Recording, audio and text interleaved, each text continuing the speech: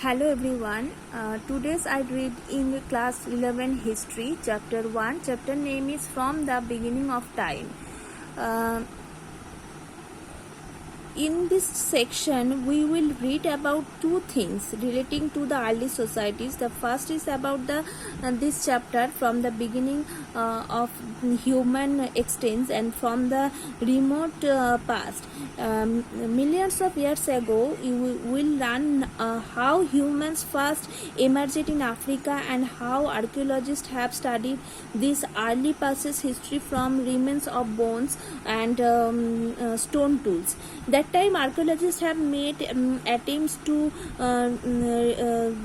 this time is early people to find out about the shelters in which they live, the food they are at by gathering plant produced and hunting animals, and the ways in which they express themselves. Other important developments include the issue of fire and of language. And finally, you will see whether and lives of people who live by hunting and gathering today can help us understand the past. So, today's I read the first chapter from the beginning of time. In this chapter, trace a beginning of human existence. It was 5.6 MYA. You look at this. I read the 5.6 MYA. MYA means million years ago. That time, the first human-like creatures adopted on the earth's surface. After this, several forms of human emerged and then become extinct. Human beings, remember, as originate about 160,000 years ago. During this long period of human history, people obtained food by other hunting animals and gathering plant produce.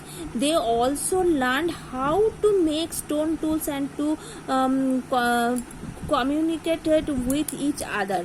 So that time, although other ways of obtaining food were adopted later, hunting gathering continued. Even today there are hunter gatherer society in some parts of the world.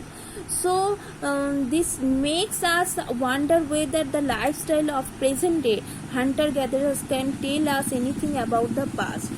So first of all, is you look at this source or sources to understand early human history. There are four parts. I read.